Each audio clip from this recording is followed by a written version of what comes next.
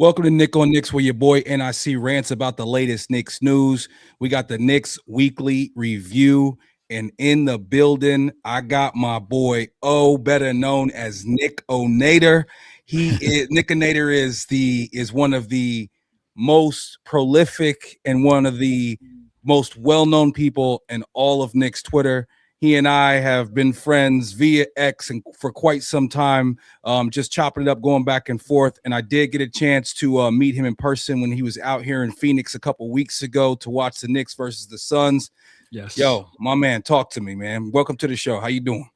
I'm doing great, man. It's good to be on with you. It was great to meet you out in Phoenix.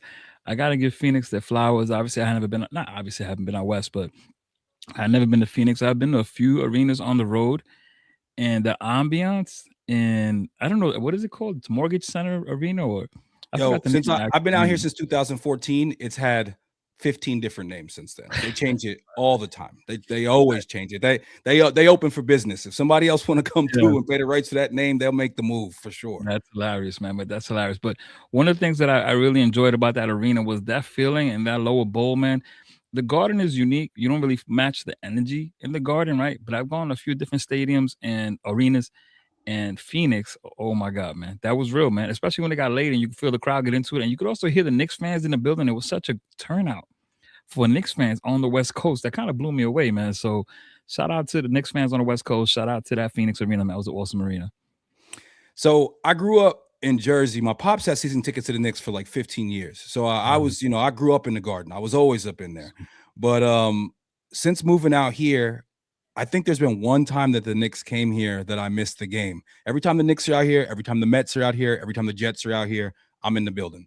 And Mets fans, they show up out here. And when you watch Knick games on TV, man, I mean, I hear douche chants out in Portland. You know what I mean? Yeah, Like, but yeah, we yeah, we show out pretty much everywhere. I absolutely, mean, man. we've had so many years where the team was garbage and there was nothing to really be happy about, but you still had a bunch of orange and blue in the building when the Knicks came into town out here in Phoenix. And yeah, I mean, these last couple years we've kind of taken it over. I was there last year when JB had the 50 piece, and Wow. it was a party. Yeah, I'm sure it was, man. To that point that you're making, I've been fortunate enough to go out on the road with the Knicks a few times. I've been to Denver, I've been to Miami. Um, I don't know, I've been to Utah. Utah was amazing as well. Went out to Phoenix where I met you, and it's just I went to Chicago. Even in Chicago, the showing in Chicago was crazy. It's just true, man. Knicks fans not only travel well, but when they move, we relocate out of New York and we settle up down in other places in the country. We come out for our Knicks, man. That just doesn't change. So it's been amazing going out on the road, and it's just been a little overwhelming to see how much orange and blue comes out, man. It's awesome. Yeah, no, we definitely represent. And one thing that about people that leave the East Coast, there's a whole different. Texas is probably the only other place I've met other than like New York, New Jersey, Philly, like just the pride and like where you are and where you're from. I mean, Yeah, I'm wearing my high school basketball that's joint right dope. now. I saw a That's dope. lady in the store yesterday. She had a New Jersey shirt on. We were talking about where the best pizza spots and the best bagel spots are out here. Yo, we represent. And the thing is, it's like, you know how back is when you back east. Like, I'm a Jersey dude, so it's like, man, fuck these motherfuckers from Philly. Yeah, yeah, Man, fuck these New York motherfuckers. But you meet somebody out here and they from Philly or New York, you be like, yo, you from home. You know what I'm yeah. saying? So Northeast, it's different for Northeast. sure, man. And we definitely come out. Shout out to my man Lee Escobedo in the chat, always showing love. Definitely one of the homies. He said, two of my homies, we appreciate you, brother. Big And fan. yeah, Big man. fan.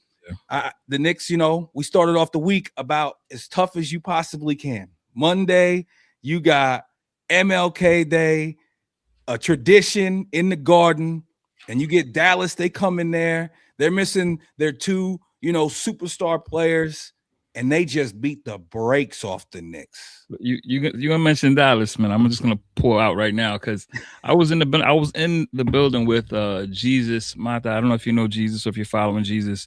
Shout out to Jesus. We were in the building, and I gotta tell you that's been one of my low points. That one game, I actually, man, I don't want to talk crazy. I don't want to say that I crashed out, but I had a moment after that game because to see such a poor showing when we've got all of our guys and I'm looking up because I don't believe what I'm seeing. And when you're sitting there, right, when you're sitting in the arena, sometimes I'll look up, right, because you see it with your eyes, but then you want to look at the scoreboard and you kind of want to see how the how the numbers look on the board. And I was dumbfounded that it was, you know, we're going into the half and we had 0% from three. Like we hadn't made a single three in the first half, and they were shooting 50 some odd percent. Like the league average is 38 or 36 or something like that. And they were shooting like 50, 55% from three. I'm like, what is going on here, man? That was just brutal. That was a tough game there, man. That Dallas was, and they didn't even have anybody, bro. They didn't even have anybody. Nobody. D-League squad. They had the Nemhart family member. I don't even know the kid's name, right? Not to disrespect him, but the Nemhart He looks family. like he's in 8th grade. Yeah, he kind of does.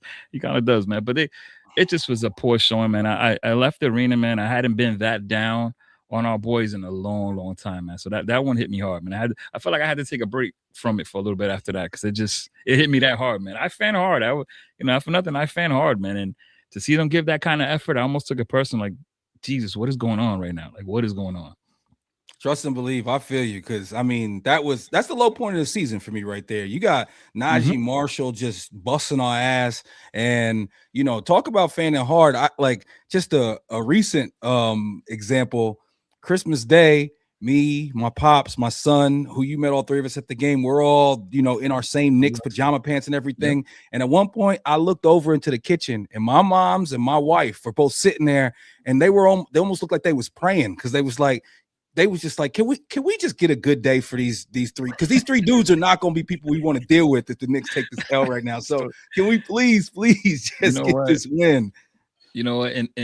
In the spirit of celebrating the people around us that deal with our madness, shout out to them. Shout out to those ladies. Shout out to the ladies here that support my madness because you know what it is with Nick fandom, man. It's a crazy thing. It takes us over. It becomes part of our lives, and even the people around us that love us know what that impact is like. So they always root for us too. So it's glad to hear that it's not just in my house, you know. Nah, man, we understand over here in this house too that like schedule is always TBD depending on what the Knicks, Mets, and Jets are doing. You know That's what I right. mean? Like, That's absolutely and right. so you know, definitely shout to those people in our lives, especially the ladies that hold us down and allow us to be the type of fans that we are. But you know, so the Knicks right there, low point, they're 2-8 in their last 10. Basically, since that first half against San Antonio on New Year's Eve, I don't know what happened during halftime, but it looks like they haven't been the same. You got cats straight up disrespecting us, and you know, a couple players and our coach are dapping them up and loving them afterwards. You know, you got people who are all-time players not necessarily doing the thing that they typically do as far as shooting the ball, but then also just mentally, you can see all the different, you know, nonsense and all the pressure, everything just catching up to not just Carl, but everybody. And this team feels like it's in a bit of a tailspin. I always try to be one of those people that stays somewhat optimistic. You know, I try to think about things like the fact that the Indiana Pacers had a worse record at this time last year and they made it to game 7 of the finals. But I'm not going to lie, you know, I'm starting to wonder, hey, I'm doing revisionist history. Like, yo, should we have made Deanna trade? Yo, would we be a better team right now if we had Julius and Dante? You know what I'm saying? Like, it's hard not to be that way. But then we go out, we get the biggest win in the history of the franchise against the Brooklyn Nets, and then we take care of Philly on Saturday afternoon game, national TV, and the Knicks get the job done. A little bit hairy there at the end, but talk to me, man. How you feeling after this week? You know, we start real low, then we get a couple building blocks. Are you feeling back in that good feeling, or you still got to wait and see? I'll be honest with you. I'm still waiting and see. I honestly, I didn't, not that I didn't watch the Nets game, but I kind of expected the Nets game to go the way that it was going to go. So I had it on. And yeah, I paid attention, but maybe not so much. Maybe I played with my daughter a little bit. Maybe I looked at some emails for work, and you know, I wasn't as in tune, and it was exactly what I expected. I mean, not exactly what I expected to put up 54 to win, but like that was the biggest spread we had in a win, I think, in our franchise history. So that was kind Yep. of insane. I think Jody Fernandez and company should probably take that a little personal for the next time we see them. But yesterday's game did a lot for me. I'm not there 100%. I'll tell you right now, I feel like they owe me. They're gonna have to give me eight games in a row where we're competitive. I'm not saying we have to win all 8 games, but we really didn't see the effort from none of the guys. There were plays that took place in that Dallas game that it was just basic high school basketball that we're not even getting back. We're looking for help when we should know. Stop the ball, pick that ball up. That's you, right? You're the guard. You got to pick that ball up. And I don't want to name names or whatever, but stop the ball, right? This is just basic Name basketball. names. Name names. So I just was like, I was in the place, man. Like I'm looking at Jalen, man, and I know Jalen can play D. I know Jalen. I know people make a lot about how he doesn't play D. I've seen Jalen in moments look really good defensively, be aware, making the effort, and I feel like that's the kind of Jalen that we're gonna need, the rest of the way. I've seen it from even well, he always looks kind of lost, but you've seen him make effort, and when they don't give you the effort, that's when you're mad. And that Dallas game, I didn't see the effort. I was upset, man. So right now, I just need to see effort. I need to see competitive spirit for the next 8-9 games. I'm not saying we got to win all 8-9 games, but just show me, we're fighting tooth and nail to win this game and show some heart, man. Show some heart. We're the Knicks, man. Show some heart, man. We're not out here just giving these games away because we feel like it, because we got one through something in the locker room or trade rumors to get into us, like Josh said in his presser, where we got to be professional at the end of the day. That's what it is, man. It's not like I can go to work, right, and lay an egg at work and just decide, I don't feel like being professional today. That's not a luxury I have. And these guys, like I said, we had to win because that was a tough stretch. We had to win with the Clippers that I felt good about. I don't know if you remember in the middle of that 10 game, not the middle, but towards the back end of that 10-game stretch, we had a very solid win. And I know the matchup with Carl, and I think the guy's name was Zoop. I forgot what the center is, but he's a good center. But that favorite Carl, you saw Carl go off and get his, and when Carl is in that mode, he's a monster. But it just seems like it's matchup dependent because when you get a smaller guy on him and he gets frustrated and he's not doing the extra things that you usually see from him, and it gets frustrating. So just to answer your question, man, right now I'm going to see 8 or 9 games in a row where they're just fighting tooth and nail for it. And then I'm back on board 100%. So a couple things in there I want to touch on. If you go back to that game against the Clippers, the Knicks were scuffling a little bit. They play that game and you're starting to feel good. And then that game against Phoenix, as much as, we blew it down the stretch and we didn't guard the three well enough, I did see a little bit better effort overall from the Knicks, especially when you're there in person. You can really look and see like who's getting back, who's hustling.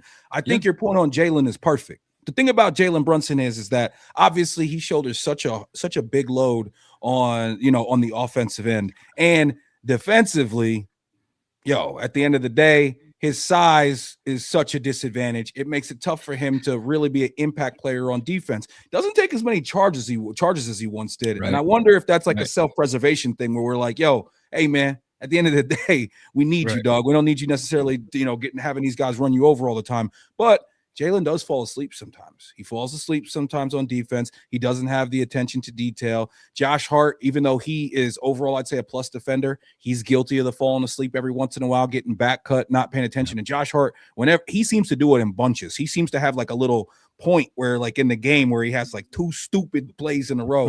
But overall, that is the biggest thing when it comes to this Knicks team is their effort and their attention to detail on the defensive end. That's what it is.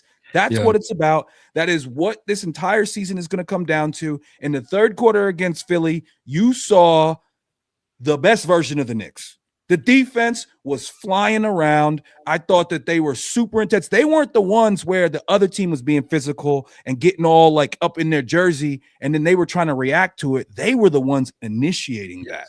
And when the Knicks do that, they're a really, really tough team to deal with. At the end of the day, we have the offense is going to figure itself out. It's going to be fine. That's never going to be the issue with this team. We're still dropping, close to 120 a game. But when we have 14 straight games where we give up at least 110 points, that's a problem. And you know what? At the end of the day, that comes down to scheme. And I always say that defense comes down to whether or not a coach can motivate these guys to do it. Because there's certain coaches, like we've seen, the Van Gundys of the world, who it don't matter what the personnel is, he's always going to get a team to play the defense. The question is, can Mike Brown be that guy? Well, to touch on the Phoenix game that you brought up, I do think he is that guy because that sometimes you got to tip the cap. Like the Suns played a great game. I didn't realize. I always look at Dylan Brooks as, I don't know, maybe I didn't respect his basketball gangster enough, but he's really good, man. This is a guy that he was hounding Jalen all game, and Jalen still had a good game, but he was hounding because we were watching it. You're watching it live. You see the dead balls. You see what commercial breaks into coming out, and he's locked in on Jalen, and that kind of effort, and then still putting up 20-something points. That was big, man. He and Booker led them in scoring that series. And then Booker plays D, man. Booker plays D. That's a good defensive team. And probably because I don't pay much attention to basketball outside of the Knicks. Watching Phoenix, that is a good, solid basketball defensive team, man. So I'll tip my hat. I thought the Knicks played a good game. we were in it till the end, and you know, maybe a bounce this way, bounce that way. The play with Grayson Allen and McCall is unfortunate. It happens, but Unfortunate. it's Brid- unfortunate. Be polite. Unfortunate. You being way too nice, yo. Bridges. What was the thought process there? What in what world should you run up as close to the ball as you can and stop and just be like, I mean, it was the literal only thing that he could do to make it go bad, and he did it. It was, Yeah. and it was a microcosm of who Bridges is, because Bridges is just running around out there like this. You know, I saw the other day somebody was talking about Josh Hart coming back from the injury, and they said, yeah, he's questionable. And somebody made I forget who it was. I apologize, but somebody made a post and said, has Bridges been cleared for contact yet? Oh my God, it's tough, man. I like McCall. I think he's a good basketball player. I think the obvious thing about McCall is what everyone has talked about, how he shies away from contact. He isn't aggressive enough. And all those things are true. But just I mean, it's an unfortunate. We've all played basketball. We've all had a moment like that. I don't want to throw him under the bus over that moment. It's an ugly optic. It's an ugly optic. But those things happen, man, and those are the things that you learn from and you get better from, because you realize you have to compete for all 48. Every second counts, and you letting up there gave them the opportunity to steal that game. So, you know, hopefully it's a learning opportunity for him, and he learns to stay locked into the last second. But yeah, man, and then as far as that Philly game and that third quarter was almost bizarre to me, because I almost didn't recognize who Philly was, and I don't know if this was, you know, they regressed, they came out of the locker room soft, they weren't locked in, or this was just us giving them the belt to ass, right? Because at a point, I think we got up on them 10 or 12. At a point, we went on a run with them, and by the time they got back into the game in the fourth quarter, they had exerted so much energy to just get back in the game, and then we almost foamed that away late.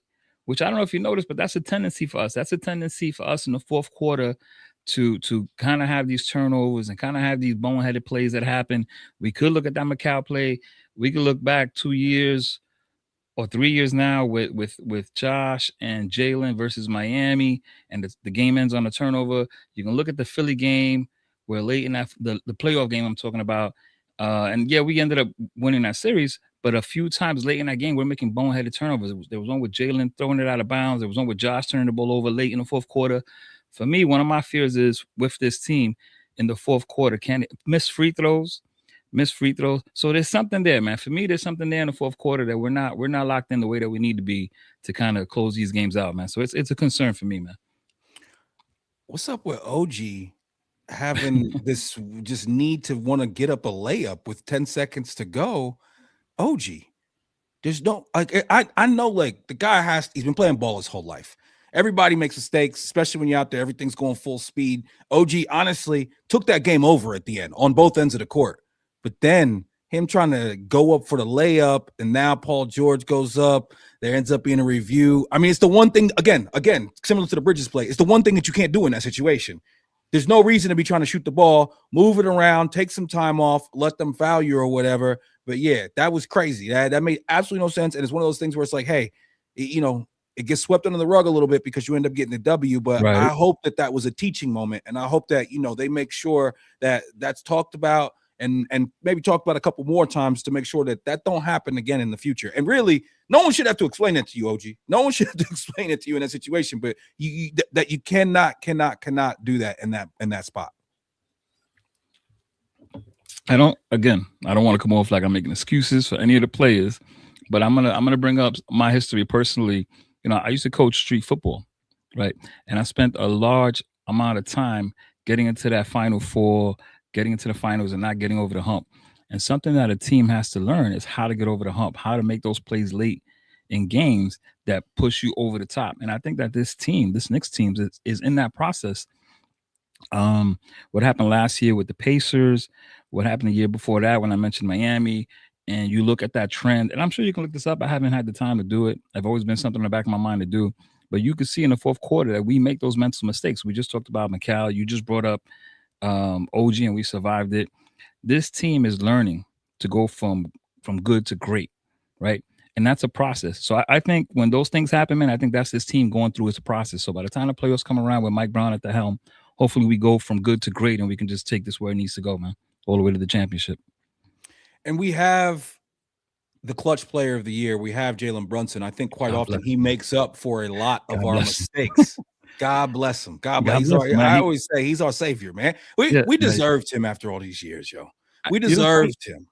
I like to on the timeline. I like to bust balls a little bit with him, but he is absolutely great, man. I bust balls about not being a traditional point guard, which he's not. I don't have a problem saying that. I don't think that that's a problem. I think it's more about who you compliment and put around him, because what he is one of the biggest clutch basketball players in the league right now, if not the, right? If not the. Um, we've had the history that we've had. This guy has come in. I saw his impact on Julius. I always think about this. I saw his impact on Julius. Julius needed a point guard. You saw some of it with Derrick Rose, but there are certain people that have a quiet leadership to him. Jalen has that, man. Jalen settles people down around him, and Jalen's energy, whatever it is, I don't know what you want to call it, right? His motion, whatever he's got going with him, the way he carries himself out there, it settles people down. It brings out the best in other people. Again, it doesn't happen in your traditional point guard way where he's throwing up alley oops and he's setting the table for people. That's not who he is. But I don't want to belittle him because he's not that, because he's still great at what he is, man. He's a scoring point guard, man, and he's elite at it. So we just have to make sure we compliment everybody around him and everybody understands what their role is and they're happy in their role and they're playing to their role to the fullest. That's gonna be big, man. Listen, when it comes to just what he's meant to this franchise, I mean, I don't even have words to, really convey how thankful I am that we were able to get him. He wanted to be a Knick. He then signed another contract for way less money to be able to have the best team around him. I think someday when we win the championship, that'll be a big part of the storyline. Him going the Tim Duncan, Tom Brady mode and being like, hey, I want to build up the best team around me, bring my guys in. And the other thing about Brunson for me is that there's a lot of like let's take a guy like Tyrese Halliburton. He's a Mhm. great player. A lot of people would say that he's better than Brunson. I don't agree, but a lot of people say he's even better than Brunson. He's more of a traditional point guard as far as just being like a distributor. Yes. I wouldn't enjoy watching his game as much as I like Mhm. watching Brunson's game. That's the thing. Like, if he was on the Knicks, I actually wanted the Knicks to draft him back in the day. But if he was on the Knicks, I would be like, obviously he'd be my guy. I would love him. I'd probably be figuring out a way to say that I love watching his game better than anybody else's because I'm biased at the end of the day. But Brunson's game to me is just such a joy to watch. And as somebody who has a son who's probably going to be around 6 feet tall, who has hoop dreams, being able to show him somebody and say, hey, Right. man, That's if right. it's work, it's not, you don't got to be It's work. 6'8" and you don't got to be jumping out the gym. If you can do the work, anybody can do what he does.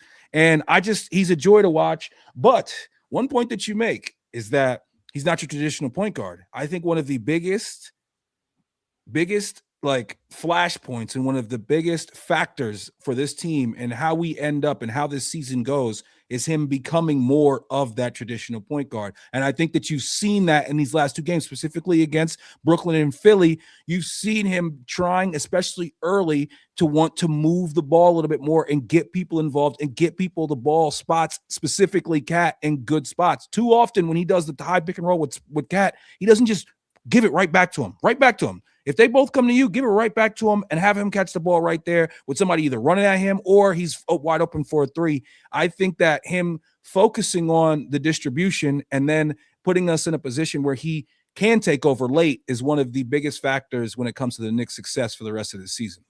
Yeah, it's tough. Like I don't know that he'll ever be that guy as far as a traditional point guard. I don't know that if he's been amazing that since he's gotten with us every year, he's gotten a little better and a little better and a little better.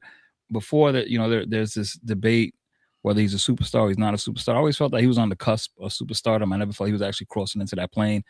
For those first 20 some odd games leading up to the NBA Cup, he was absolutely lights out a superstar. Whatever happened since Justin Champagne got free, or Julian, I've confused the twins, but this Champagne kid got free on us on that fourth quarter, and basically they stole that game that you alluded to earlier. And then we went into this rut, right? As a diehard, you start looking at everything like, is this all-star voting? Like, are guys being selfish for all-star voting? You start thinking about things that maybe aren't, you start making things up in your head because you just saw them play beautiful basketball. We were sharing the ball. Our team assists were up over around 30, if I remember correctly.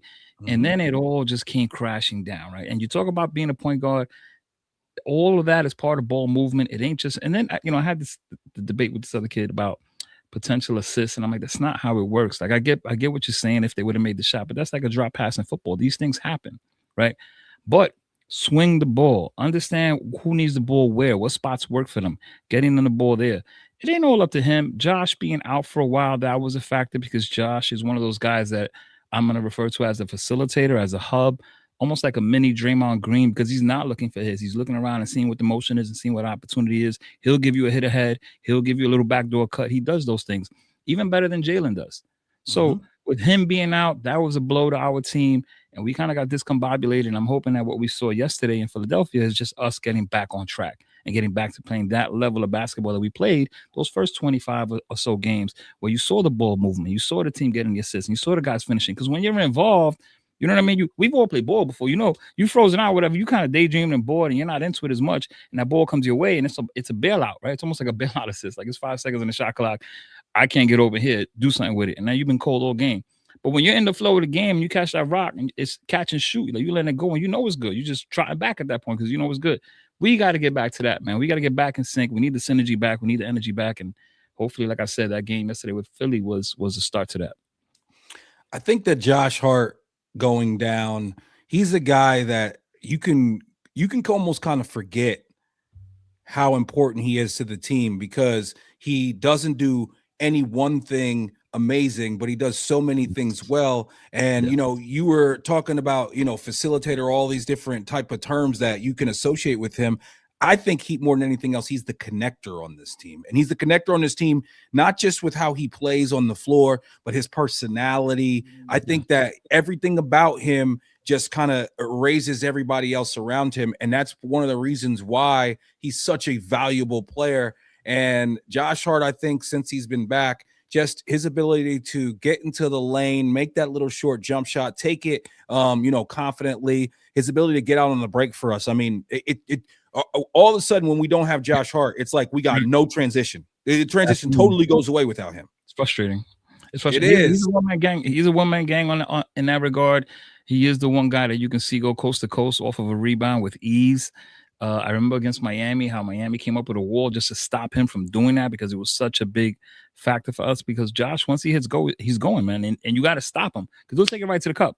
He'll take it right to the cup. He's going to get a foul or he's going to dish it off. But he's the only guy on the team that does that. So when you're talking about all of the different things that he brings to the table, whether it's rebounding, whether it's setting people up, whether it's steals or whatever, that coast to coast action, that fast break action is big for us, man, because he catches people sleeping and he puts pressure on the defense. So it's great that he's back. He is underrated in that regard. Like you said, he's not, what do you call that? Like a jack of many trades, but not a master of any. He's kind of that way in that regard. He is a glue guy. But I don't even know the best. I say facilitator because he does swing the rock. He is looking for other people when the ball is in his hands. And then every now and again, he gets that clean look. And that's the most frightening moment in the game for me. Because there are times, right, that he gets that clean look and he's feeling it and he pulls and it's all net and it's basketball. And I love that shit. When it's basketball, I fucking love that shit. But then there's times that you see the hesitation and now he's looking around and now he's on the drive and trying to make like, dog, you got that clean look. Take that clean look because the whole play ran for you to get that clean look because they're giving you that clean look. They're sliding, they're leaning, you know what I'm saying? They're slacking off for you, giving you that clean look. You got to take advantage, man. You got to punish them for that. Even if you miss, take that shot, man. Take that shot and make them be honest. You have to keep them honest. So I know, like I said, Josh Jack of all trades, but that's one thing that I hope he just stays focused on. It when they give him that clean look, make him pay, man. Make him pay. Yeah, it's all about confidence with him. We've seen him have, stints where he can't miss. He's shooting 45%. And then we see him have stints where he's shooting in the Yeah. 20s. And the difference is always how he would. I rarely see him be confident and put him up and, have a bad night. It's usually when he's not sure. And like you said, there's the indecision. That's his biggest issue. They were talking about his finger. At a point, it was like, should he had taken the season off and got surgery on the finger. And then he had that stint where he was just lights out, man. He was lights Lights out. out. So when he's feeling it, man, he just needs to run with it and take that energy. And sometimes when you're not feeling it, you need to take that energy too, because that's how you get back into feeling it. You got to just keep, shoot it. You got to shoot, man. You got to let it fly, man. You get those clean looks, make them pay, man. And you're going to crash the board anyway and get your rebound because that's what you do. So just let it fly, man. Let it fly. So we've touched on a lot of players so far, but we got to talk about the most polarizing figure in Knicks Nation right now.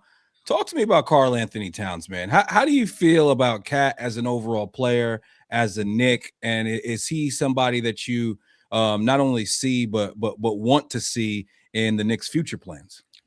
So Carl is interesting. Before Carl ever became a Nick, there's a lady that's a diehard Nick fan. She's blocked me since, but she was a huge, yeah, she was a huge Carl Anthony Towns proponent, and I was never really a fan of Carl.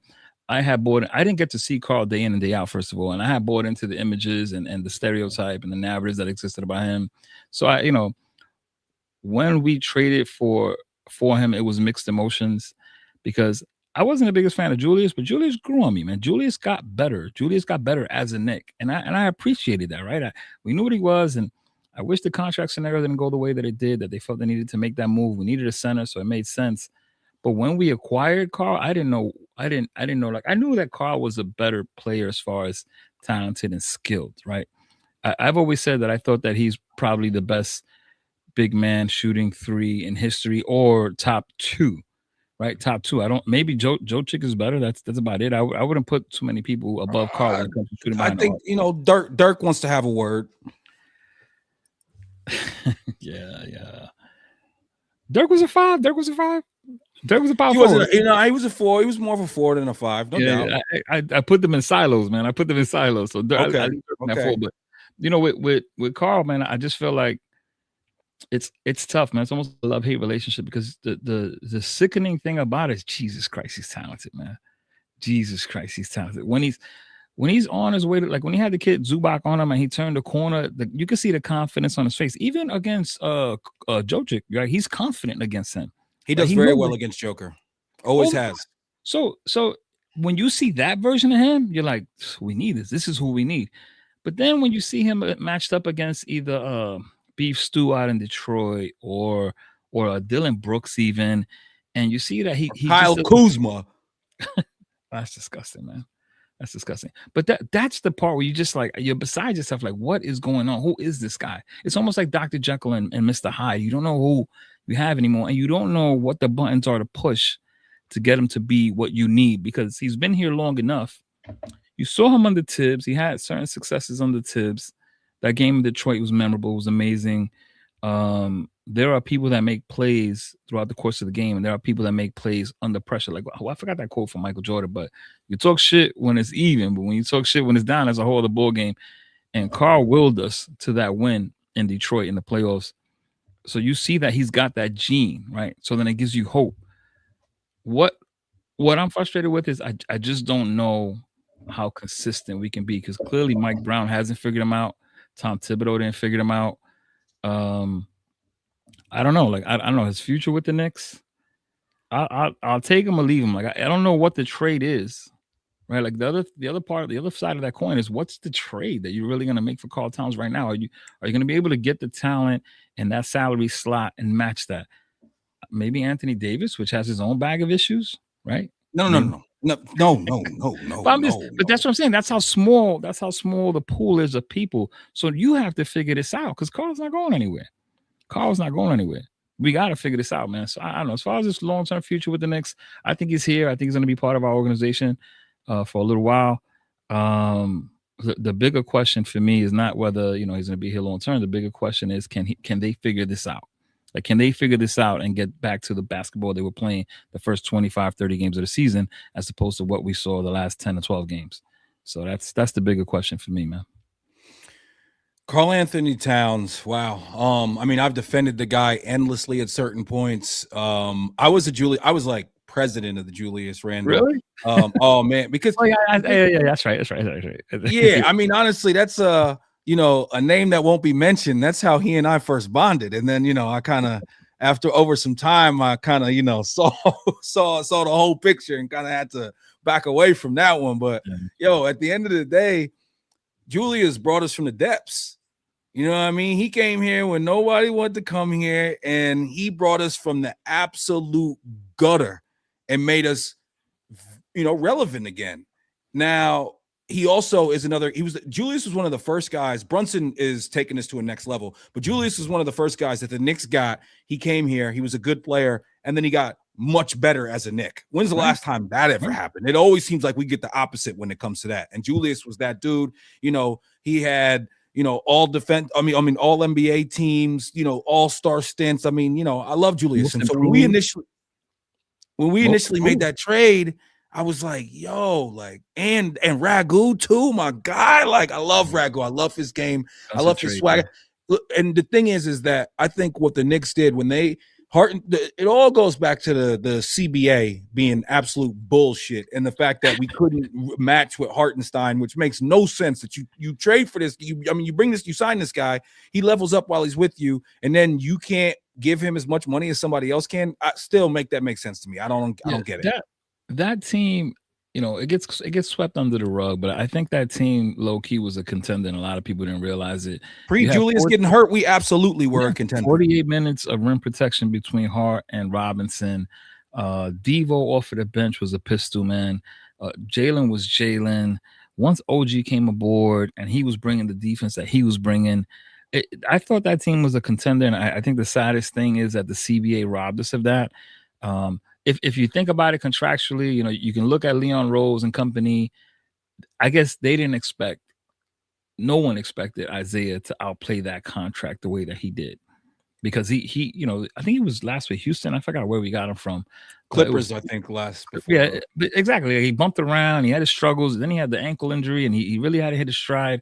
You mentioned that people rarely get better with us. He was one of those people that, with opportunity under Tom Thibodeau, became one of the top centers in the league. And as much as we talk about, to give Julius his flowers though, but as much as we talk about Jalen's growth, as much as we talk about Julius' growth, Isaiah Hartenstein was taken for granted, man. That's a guy that really stood tall, man, and became a quality center for us.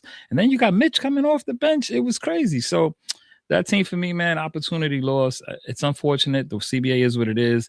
We found ourselves in that position. We had to make the trade, and Julius is gone, Devo's gone, and now we have Carl, and we're just in this position where, and it's, I don't want to say like it's a problem, but we're in this position where we have to figure Carl out. But even Carl stumbling and bumbling what he is, we're a contender because the East is wide open right now. I mean, think as crazy as that is, that as much as Carl has struggled on the nights that he does struggle, we're a contender. We got fouled out the last game. He fouled out the last game when he had like 10 or 12 point, not even that, right? And he got and we still won. Yeah, Mitch do what he does with Embiid, and we still won. So what do you call it? Champagne problems? I forgot. Yeah. It's champagne problems, man. It's champagne problems. Sometimes Knicks fans do. Sometimes they get real short memories, and they don't realize that just a couple years ago, we was winning 17 games. That's not that long ago, I rooted for Eddie Lee Wilkins, bro. No, man. I tell you who Ken the Animal Bannister. Your pops will know who Ken the Animal Bannister is, man. I saw Rory Sparrow, but on TV. Not that I saw him on live, but it's a long, long legacy with the Knicks. We've had a lot of dark days. We've had good days.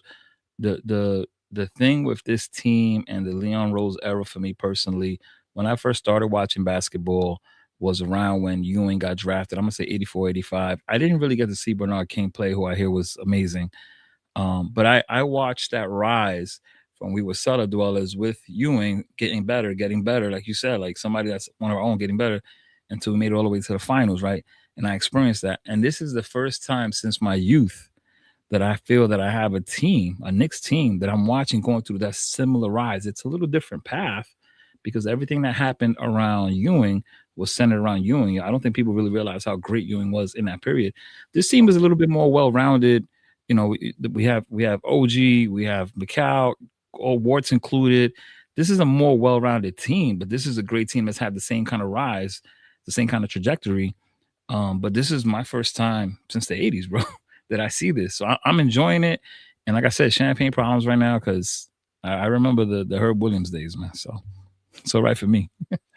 Yeah, no doubt. Hey, we'll always think about that time a couple Januaries ago when, we first got OG and it looked like the Knicks were absolutely unbeatable. We blew out Denver. We blew out Minnesota. I mean, we looked like we was ready. And, then Julius goes down. Your boy Jaime Jaquez with the dirty undercut down in Miami. And we never got to see that team be what they could be.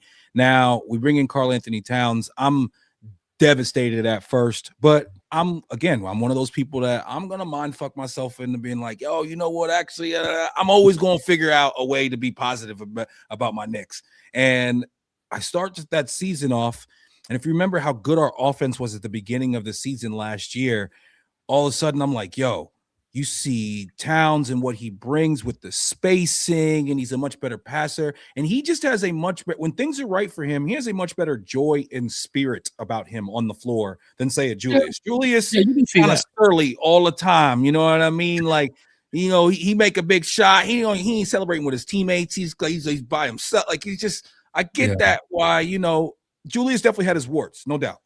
Yeah.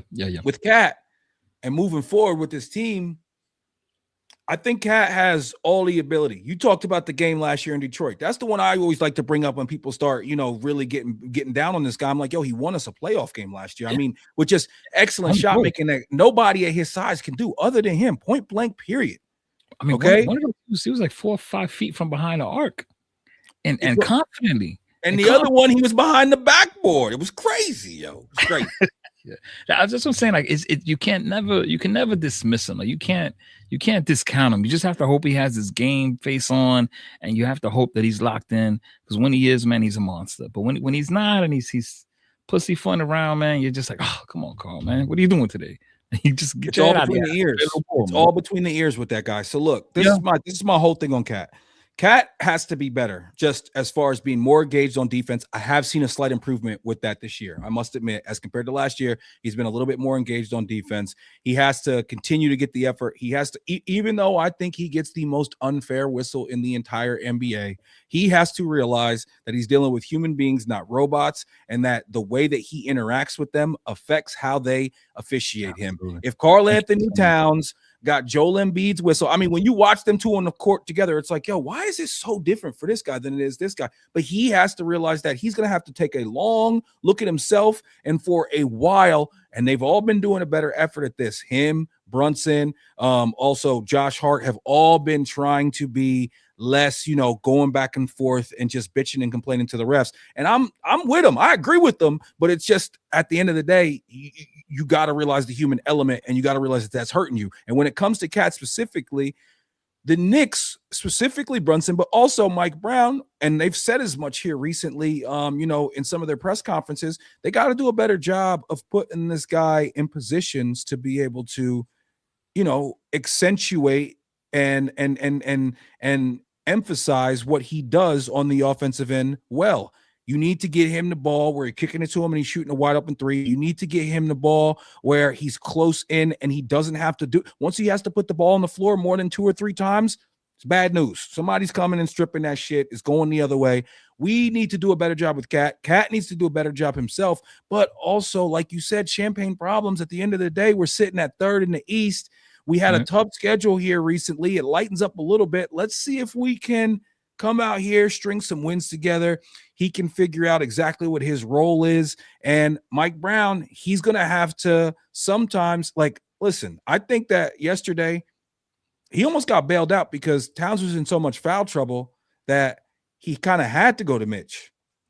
And then Mitch comes in, has 27 minutes, plays his ass off. Karl comes back in, immediately gets a foul, and he has to go back. So it's like, yo, we played our best without Towns on the floor yesterday. And there's going to be certain games where Mike Brown has to realize that matchup-wise or just what these guys are giving me tonight, I might have to ride Mitch a little bit more than Cat.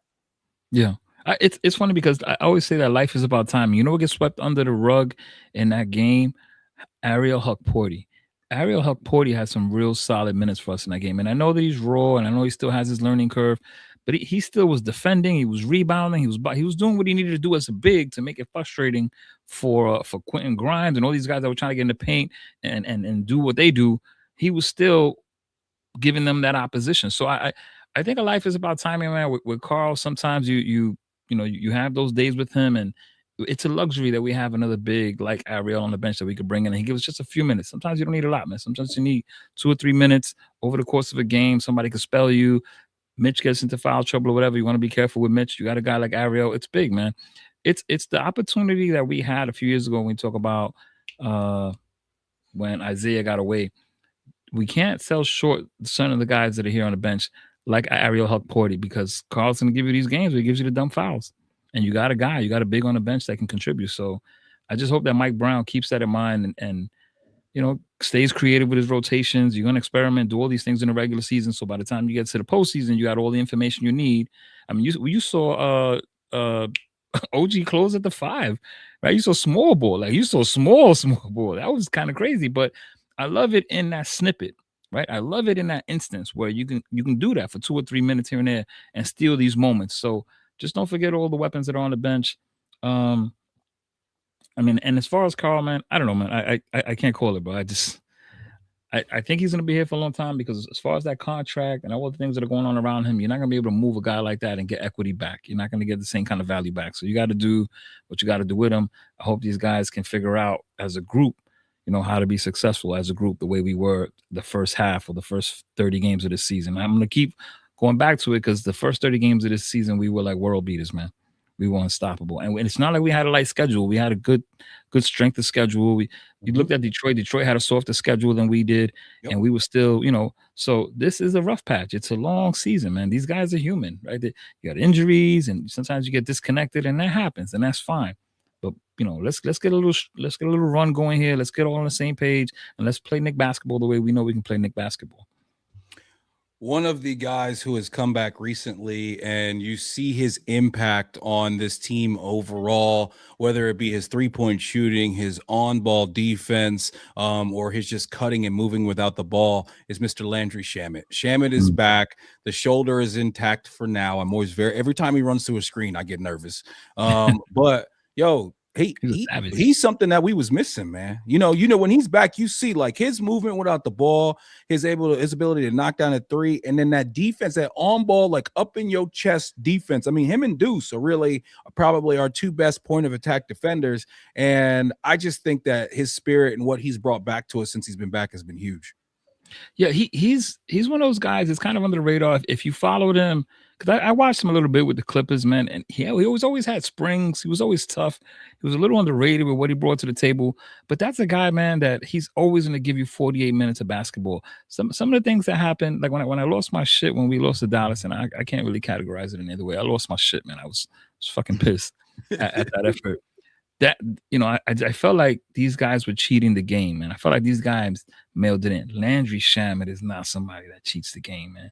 Landry Shamet, for better or worse, God bless him with his ability and his shoulder and what's going on with his health right now as far as his shoulder. But that's a guy that doesn't cheat the game, man. When you see guys and they're half-assing and you see the backdoor cuts because you're not paying attention, fuck you, man. Like, come on. Let's play ball. Landry Shamet is not one of those guys, man. Landry Shamet gives you 110% every time he's on the floor, and you appreciate that. The New York, New York, a lot of glamour and this and that, but New York is a blue-collar city, man. New York we respect guys like that. We respect those guys that put in the work and get their hands dirty and do the little things that lead to wins. And Landry Shamet is absolutely that. So I kind of took him a little for granted when he was gone. Now that he's back, I see it, man. I'm so happy to see it back. But yeah, man, that guy's a bulldog, man. We need him here. With him back, your boy Jordan Clarkson nailed to the bench. And, obviously he's a guy who we brought in thinking he was going to give us, really like that off the bench combo guard, just I like to call him a pressure cooker, where they can just come in and just, at any time they could take over the game real quick. And we've seen him do some of that. But I think what's happening to Clarkson right now is similar to what happened a few years ago, if you remember, to Evan Fournier, where he was giving us 15 to 17 points. But all of a sudden, Tibbs said, all right, man, come sit next to me. And then that team went straight up. Sometimes a guy, even though if he's a scorer, he's not necessarily very consistent. He's not really taking good shots. He doesn't get other guys involved that much. And he's a traffic cone on defense. Are those points, are they really worth as much as, you would think they are when you look at a box score? And it seems like recently he's fallen out of the rotation. I know he can't be super happy about that. And, I'm curious now whether or not I see like him being in part of these packages that we hear about Dottie A and Yabusele to make a move before the deadline. Yeah, I mean, I don't know. Like, Clarkson's a guy that's so dangerous offensively. I love that he's not afraid. Like when we mentioned earlier that Josh will have a clean look and he resets and he's doing everything else when he just passed up a clean look. That is just as bad as a turnover because you get a clean look. Yep. Jordan Clarkson will never do that. Jordan Every look's a Clarkson clean look look for Jordan Clarkson, everything's a bro. clean look to him. So I respect and appreciate that about him. That he's a bucket getter. He's gonna go make it happen. Then he is a liability defensively. And at the end of the day, with two guys out there that are minus defenders, then it kind of becomes a game, right? It becomes this game of what's the opponent doing? Who does the opponent have on the floor? What do the matchups look like? Who are the guys that can give me something in this scenario, and who are the guys that are not? And too often than not, now that Landry Shamet is back, it seems like Jordan Clarkson may not see those opportunities again because again, Landry is going to give you defense, and we need defense more than anything else. We need defense. We get buckets. We can score with anybody. We're going to get buckets. Do we always get defense? No, we don't. So whether he gets traded or not, I don't know. It's kind of tough to say. The way things are looking right now, whatever trade they do make is going to be on the margins. I don't think they do anything with the core. Um, whether Jordan is a part of that or not, it remains to be seen. I can't call it, but I think that if he stays here, he's going to give us a moment, man, because he does have that kind of streaky talent, kind of like J.R. Smith, kind of like I don't know. It just he's one of those people. I don't know. You watch enough basketball, you know he's one of those people that he's gonna go crazy in a game and he's gonna will you to a game with his offensive ability because he is that good on that side of the ball. So let's see how it plays out, man. I don't want to get ahead of myself. Let's just see how it plays out. Yo, personally, I think we should keep him for exactly everything you just said. First of all, there's going to be more injuries, okay, and then you're going to need somebody, a competent basketball player, to be able to come in and take care of some of those minutes. And he is absolutely the type of guy who could possibly win you a playoff game. You know what I Yeah, mean? With yeah. just coming in, we saw last year, in different times where all of a sudden everybody's injured and now we're calling on people who have never played before and, aren't necessarily that great of players overall. But now in the middle of, June, you need them, late May, you need them. So it's like, hey, I think you keep a guy like him. He's a professional scorer. He just has to understand that at the moment he's not in the rotation. And, if he's the type of guy where that's going to lead to him being somewhat of an issue in the locker room or anything like that, then okay, that changes things for me. But no, I like Jordan Clarkson, man. I don't know if you watch the show Top Boy, but he looks just like Jack off of Top Boy. I do. I suffer. That's hilarious, man. Yo, That, don't that show tell me deserved he a don't look better just ending. like Yeah, Jack, yo. I see it. I see it. That show deserved a better ending, but yeah, that series, I mean, deserved a better ending than that. But yeah, I see that. I see the likeness. I listen, man. I like Jordan. Again, if they make a trade, it's going to be on the margins. If he's part of that, fine. I can live with it. But I kind of hope that he sticks around because, like I said, I think he's a difference maker when we find ourselves in a dogfight and you got somebody coming in off the bench. He's not afraid, man, and that's important. Not everyone. I say this because I've been watching the Knicks for years, man. Not everyone can perform on the bright lights of Broadway, man. And Nah, one of the things with Jalen, one of the first things had my affinity grow towards Jalen because at first I thought Jalen was going to be like Fred Van Vliet. Like I kind of put him in that bucket. Like, all right, he's a good point guard and he's gonna settle things down, But I didn't expect this. no one And did. no one did. So Jalen is one of those people that those bright lights don't bother him, right? He thrives in that environment. He's not a shrinking violet, so to speak, right? Like he rises to the occasion, and he's like that naturally, right? This is how he's blessed. God bless. I think there's a few guys on the team that have that. I think Jordan is one of those people for different reasons. I think Jordan's a bit of a psychopath, man. I think Jordan's a madman. You kind of see in his eyes he's a little crazy. So Oh, he's ready to we square up with somebody. well, We've absolutely, seen that absolutely. before. He's got that disconnect about him that he's almost immune to what the reality of the situation is. He's just going to let it go, and it is what it is. So I think that's worth having. So we'll see how it plays out. I think if there's one guy that I would like to see moved, and it's nothing against him personally, I just think that it hasn't worked out for him here is Yabusele. I don't know what you can do with a contract like that. It's a 2-year deal, I believe. I forgot if it's $5 or $6 million. What can you really do? If I had my brothers, you mentioned what's his name, Najee Marshall, right? Mhm. Who I think Ian Bagley had mentioned there was some talk about him possibly being on the Knicks radar. I think he would be a get because he seems like he can handle the ball a little bit. For me, I would want a 3-and-D wing. I would take a 3-and-D wing, whatever it is. I'm not happy with the wings on the team now. I think that we need a little bit more beyond McCall and beyond OG. There's not enough shot creation between the two of them, and you're not going to get that for Yabusele. But still, you would need more at wing depth. I feel we have too many guards. We need another real wing. A guy that's 6'9". What's his kid with the big head, light skinned kid, Derek Anderson? I Yeah. think somebody like that. Like we had a guy like that. I would. Tari Eason is like a wet dream. That's not gonna happen. But something in that mold. Sadiq Bey. What about Sadiq Bey? I'm He's not the a fan. 3-and-D guy. Honestly, I'm trying to be realistic. I'm trying. Is he Najee more- Marshall. Najee Marshall. I'm sorry, but no one's trading him for Yabu Sile. I'm sorry. Just. I mean, why would they do that? He's too good. My thing is like I'm just trying to keep it a buck. Like we're not. Yeah, You got to really think about what you're gonna. So it's gonna be him and Dadier probably. If you could somehow swing him and Dadier for Sadiq Bey and Alvarado, that's love for me right there. We need guys who can keep people in front of them and guys who can stick a three. yeah. That's what the Knicks need. I'm not a fan of Sadiq. I'll tell you why. I get the 3-and-D, but I think he's 3. I don't think he's any D, man. And I think that this team, to me, he's a bigger Jordan Clarkson. That's what I see. It's not gonna hurt, right? Like it's gonna be more than what Yabusele gets us. But if we're filling needs and we're trying to improve what we are at the margins, then I need a guy that plays some sort of D. I need a guy that can cover maybe 2 or 3 people defensively. So I don't see that in Sadiq Bey. But if it wouldn't be the worst thing in the world. I'm not gonna say like, oh no, that's definitely not the guy to get. But I would want a little more defensively than that. But yeah, you're right. Najee Marshall's probably a pipe dream. After watching him play and bust our ass on Martin Luther King Day, yeah, probably right. It's not gonna happen. But yeah, Grand Theft Auto, I fucks with him. I rock with him. So I would definitely bring the Boricua to the building. So that alone would probably be enough for me to do it. So, and I have my biases. I have my biases. I'm not about to lie about that. So, no doubt, no doubt. We got to give a little bit of love, like you said, to Huck Porty, man. I thought he came in, he gave really, really solid minutes. I don't know why he still shoots that stupid fucking floater, but he did play pretty well. And then also Deuce didn't shoot the ball well, but had an impact on the game. He really did. So I thought he did well. And I'm a real big fan of OG Anunoby, man.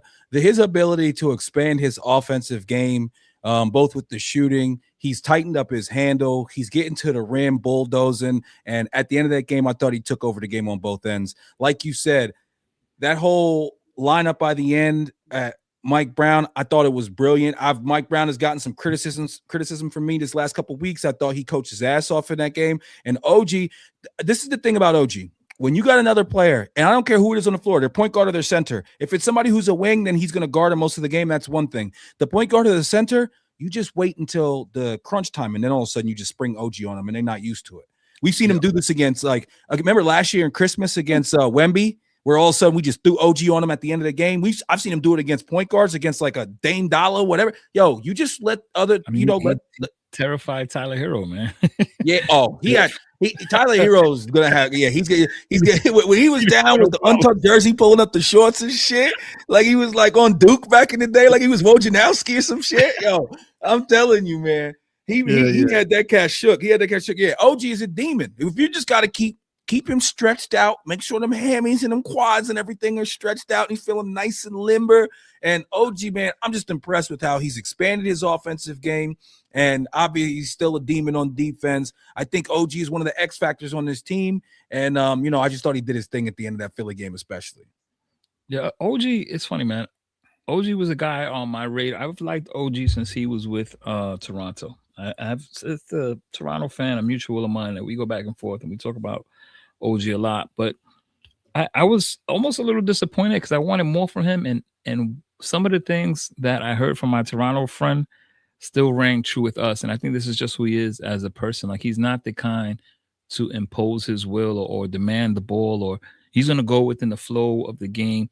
But I think that if there's ball movement and the ball is swinging, that's a guy that's going to beat you because he cuts back door, he's active, he catches you sleeping, and the athleticism that he brings to the table, you got to deal with. If the ball sticks and it's stagnant and everybody is standing around, you're not going to get the best out of OG.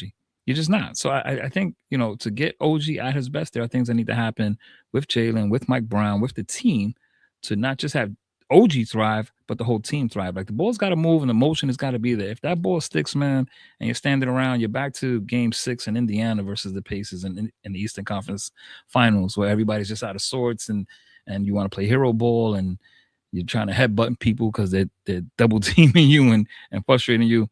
You got to have the motion to really get the most out of OG because that's who he is. He's a load. He's a lot to deal with.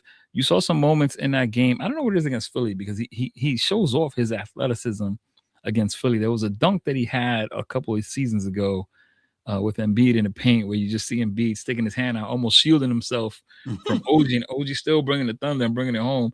And you had another moment like that. I forgot who it was that he was defending him and he curled on him from like the dotted and just took off. Right. And he's up in the air floater and he brings it home. So he's got that kind of explosive athleticism. Like I love him on the team. I have, like I said, I have my Toronto friend we go back and forth about, because RJ Barrett, you know, you know what I tell him? I tell him, everybody says the Chrysler 300 looks like a Bentley until a Bentley pulls up. OG's the Bentley, my dog. OG's the Bentley. Like, all this stuff about RJ Barrett and this and that. It's when that Bentley pulls up, you see the difference, man. So that's OG for me. I do think he's a bit of it like Dexter in the horror series, Dexter. Oh yeah, he got that straight, in the like locker room with the down coat with the drawstrings, and like, what are you doing? What are you doing right now? So, yo, he's an odd dude. He's an odd dude for sure. But I think it's part of what he's like, a savant, man. He's like a basketball savant. I mean, defensively, the shit that he does. I mean, he's first of all, I'm no doctor, but I would bet some money that OG's somewhere on some sort of spectrum. You know what I mean? But in the best way possible, dog. I mean, the best way possible. But when it comes to his offensive game, and I just think it's one of those things that continues to expand. You talked about the necessary movement that you need for him to get the most out of him. The other guy that really benefits when we're doing that is Mitch, man. And Mitch had a fantastic game against Philly. You know, defensively, he's dealing with Embiid. He's catching Gotham lobs. Shout to my guy CP the franchise who coined that phrase. It was your boy RJ who was throwing those a lot back in the day. And you know, Brunson doesn't throw him enough. Mitch has mentioned it. We know that Mitch wants more lobs. You know, I think it was Bridges who threw him the lob yesterday, and the player he made that curl on, by the way, OG was what's his name? Kelly Oubre. It was Oubre he went on, I think, when he made that curl, when he did the curl. But yeah, man, I just think that the ball movement is the key on offense. But even in these times where we were not playing so well and going 2-8, the offense was still all right. That's not the issue. It's got to be about the defense. We both know it. Everybody knows it. This team knows it. Can they figure it out? Can they do this consistently? Can this not just be a blip on the radar? Or can we turn this into something where, hey, we now go onward and upward? Now, notable to know that over the last couple seasons, quite often, a Nets blowout has been the beginning of a really good stint by the Knicks. Like one time we won 12 out of 13 right after blowing out the Nets. Like that's happened a couple times. Remember last year we started off 4-5, and then your boy Bridges gets the block at the very end of the game on Schroeder against and then all of a sudden the Knicks kind of went up from there. So hopefully, the history will repeat itself. We'll go on a nice little run, and then it's all about being healthy when it gets to May and June. Yeah, what's funny for me? I feel like Mike Brown is an X factor. I think that all those things are true about motion and ball movement and this team being in sync and what it is that sets us off.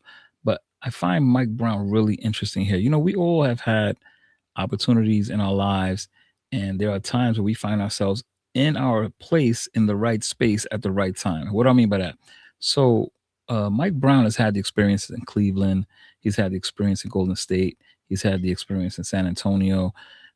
We interviewed, I don't know, 6 or 7 candidates before we got to him. And then he had what happened in Sacramento, and it looks bad, but not for nothing. Sacramento's got to be one of the most disorganized, discombobulated organizations in the association.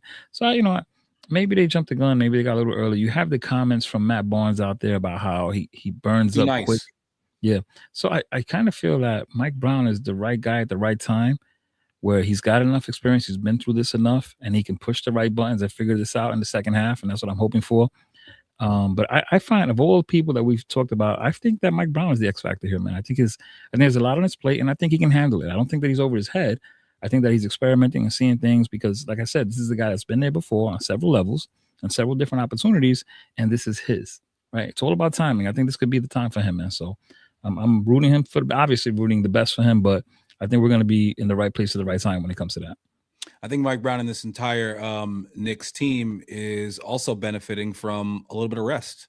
We had that stint where we didn't have, where we had a game every other day going from the NBA Cup for like a month straight. And now we got we've had a couple times where we get a couple days off. That allows guys to go practice. That allows guys to sit down and look at, what's going on and make adjustments. And that also allows them to, be able to just get their bodies a little bit of rest. So I think all that's very important, especially for the coaching staff and like that whole practicing aspect. But one more thing I want to ask you before we get out of here, because I didn't get your opinion on this, and I think it's interesting. As far as Mike Brown and, him dapping up and being, all chummy with Draymond and everything after the game, when Draymond not only pulled that dirty shit and tried to grab Cat's leg, which I thought that should have been a flagrant 2 and he should have been ejected. It's not a basketball play. You're simply trying to, if we do that, if you do that shit to me in the park, we might fight. I might, because at the end of the day, you're not trying to play ball now. You're just trying to hurt me. That's all you're trying to do. Yeah. And if you do that to somebody I'm playing with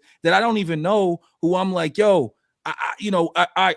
next. I don't even know this dude. And you do that to him while we in the I'm definitely not dapping you up and cool with you afterwards. That's just me personally. How did you feel about how the Knicks, some of the Knicks specifically, like the Josh Harts of the world, and I really want to know how you felt about Mike Brown and how he dealt with that whole post-game situation with Draymond, and then the comments afterwards when he was asked about it in the presser. Yeah, I mean, it's a new era. Like I like when I came up watching basketball, it was it was beef. Like Philly really hated us, and Barkley really hated us, and Johnny Dawkins really hated us. It was a different time. Like now, and I don't know if I don't want to blame, because LeBron gets blamed for so much. I don't want to blame this on LeBron, but with LeBron, it's almost like things change. Guys are friends, and now it's about camaraderie across the league, and all these things that have changed the nature of competitive basketball. Like, okay, we're all one, and ownership is this, and we're all together, and we're just trying to make the most we can.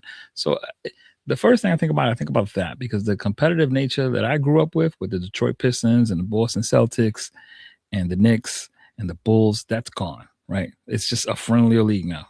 But to bring it back forward to this era, I'm going to turn it back around on you, and I'm going to ask you a question.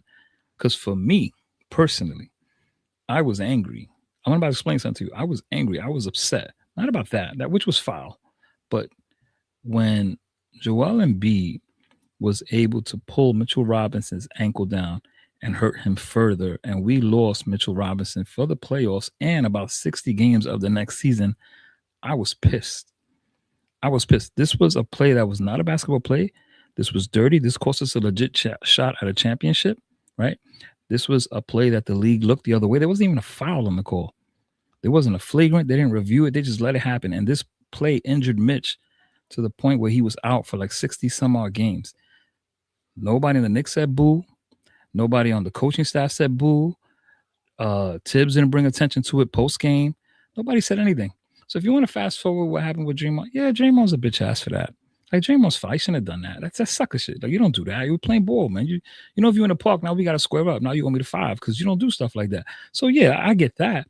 But I'm not about to be mad at Coach Brown and Josh and everybody else for letting that go that way with Carl when Joel did that to Embiid and ain't nobody do shit. Ain't nobody do a damn thing about it. So, I don't know. I hope that answers your question, but that's my response. I'm with you on both. I did. Okay, so with the Embiid thing, he did get a flagrant 1. There was a review. He did get a flagrant 1. He didn't get a flagrant 2. But he's better than I thought. but I remember after that him and like Dante was the one who was having some words with Embiid afterwards, because Dante is that dude. You know what I'm saying? Mm-hmm. Like he's not about to play. He's definitely invited to the cookout. That's for sure. And he's the type of cat where he's like, yo, man, what the fuck? And so there was a little bit of that with Dante, which I appreciated. I do wish that in that moment, I wish that Carl would have stood up for himself more in that moment. And I wish that the rest of the Knicks would have stood up for him more in that moment. But I think that sometimes in the moment, it could be a little bit tough, especially like you said, in today's NBA, ain't nobody really swinging on nobody. It's not, the league's not like that anymore. It's a pacifist. For sure. But Mike Brown, you have time to think about this. Okay. And to think about how you're going to deal with this and everything. This is a public relations issue, in my opinion. And I'm glad that we found out that not only some Knicks players, but some people within the Knicks organization weren't happy with how Mike Brown dealt with that. And they spoke to him about it, because he needs to know moving forward, hey, man, this guy, not only did he do that dirty shit, But last year, he tried to say that Cat didn't show up to a game because he was scared of Jimmy Butler, when in actuality, he was with his grieving now fiance who had just lost a close family member. Oh, and by the way, earlier that season, we played Jimmy Butler when he was on Miami, and Carl gave him 44. So stop with the bullshit, Draymond. Draymond's an asshole. He's a shitty person, a shitty dude. There was a time where I used to try to say, hey man, but his game, and he listen, he's a great defender, and he's exactly what that team needed. I think if he went on any other team, he would be a normal player. But that team needed him, he needed them, and that all worked out for them. Whatever. But that dirty shit he does, and the way he can't keep the Knicks out of his mouth. I mean, it's like his podcast is whack. All he does is talk about the Knicks, and it's just like, I'm over this dude at this point. But I just I think that. I hope that in that players only meeting, whether it happened or not, or it's just a conversation, I hope that Carl brought that up. I hope some people backed him up on it. And I hope that this team as in general reacts differently if they're met with some sort of, controversy like that in the future. See, now I got to address that. So two things. One, we men, right? We men first. If he did that to you, you got to take that up with him. You got to handle that with him on that court. The season prior, with the game on the line, Carl had the ball in his hands and had an opportunity to lead us to victory, and shot away and did some Mickey Mouse. I forgot exactly what he was, but he shot away, did some Mickey Mouse, and then Draymond pretty much pointed him out and called him out and laughed about it. And for me, the opportunity belongs to Carl. Yeah, everybody else can say something about it. And maybe Mike Brown was wrong in that regard. Maybe he wasn't. I don't know, because in today's NBA, it's kind of hard to tell. Seems like everybody's best friend. So, but you as a man, you got to handle your business. Somebody should feel comfortable or uncomfortable talking about you. Somebody should feel comfortable or uncomfortable doing something to you. And this man clearly is comfortable doing things to you. So you as a man, you got to handle it. I'm not looking at Mike Brown. I'm not looking at Josh Hart. I'm not looking at nobody. I'm looking at you as a man. You go handle your business. Why you letting this man do that to you? So I get it. I get it. But if we're going to talk about the reaction and everything else, I'm not about to kill Mike Brown. I'm not about to kill Josh Hart. I'm not about to kill anybody that gave Draymond any props, because Draymond has been an asshole in the league for years, and they let it rock. But you as a man, you got to stand on your square. And he didn't do that there. So that's on him, dog. That's on him. I'm with you. Courtside, Carol wins. She wants to know what's in that cup, Knickinator. Let me see. Can you guys see that? That's the Japanese whiskey. My cousin was over in Korea. She was over there teaching English as a second language, and she came back and she brought me some Korean whiskey, and it was definitely different. It was it's almost like it's a little less harsh than the whiskey out here. So all of a sudden you like, damn, you gotta slow yourself down there. You gotta make sure you don't get over your skis too much. Know what I mean?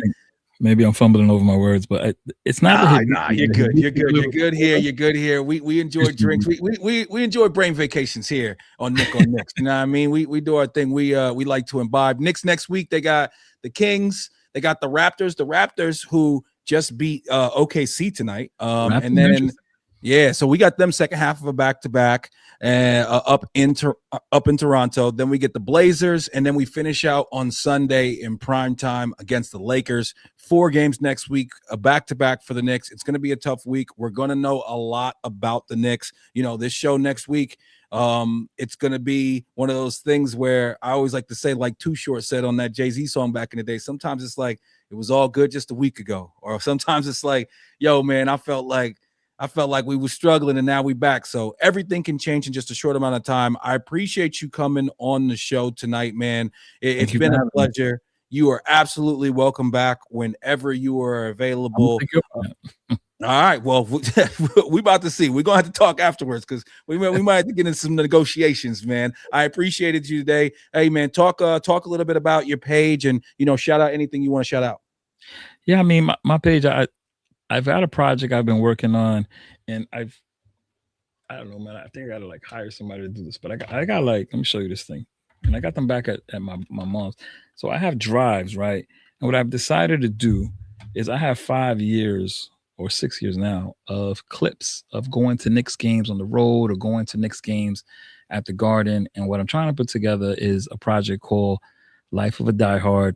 30-minute episodes where I'm showing footage from the games that I've recorded while I was there. It wasn't like a plan at the time that I did it, but now that all this is done, I've taken a lot of content. I watched a lot of what people do. And I think one of the things that doesn't get relayed out to the public is the experience of being a Knicks fan, the magic of being a Knicks fan. Like, you were out on the West Coast and you mentioned your roots with your dad and this and that. And there's a story in that in itself. Like, I need to come back out to Phoenix and we should go to a game together and do an episode.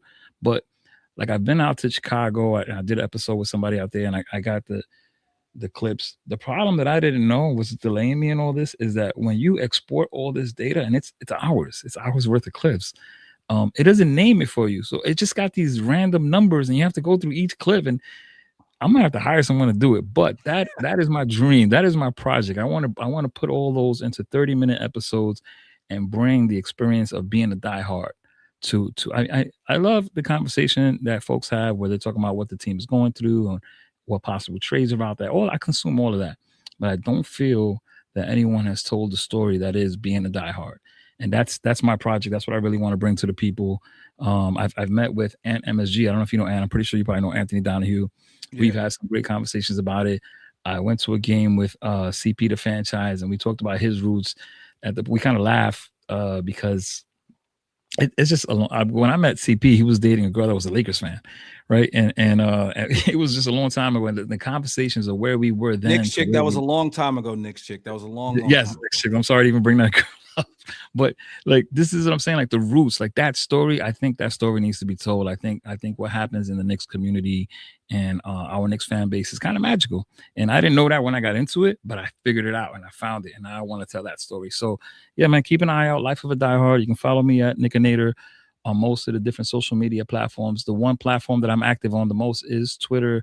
Working 2 jobs and all the other things going on in my life, I don't have the time to do as much as I would like, but you can always catch me on Twitter talking Knicks junk, man. So, but thank you for the opportunity. I do appreciate you, Nick. Nah, man, it's been my pleasure for sure. Definitely go and follow your boy Knickinator, subscribe, hit the notification, do all the things, man. Thank you, He's a joy to follow on X for sure. He's always got something to say about the Knicks, and some takes that are a little bit off the beaten path every once in a while. He doesn't just fade in and say the same things that everybody else says. So definitely check him out. Make sure that you follow him on all the different platforms. Definitely hit that subscribe for your boy. Hit that follow on X. I do the weekly podcast with me and my pops. It's called He Did This to Me. It's a podcast. We're Knicks, we're Mets, we're Jets fans. We talk sports in general. We took it to in studio where we're in the same room, which is a whole different and better feel.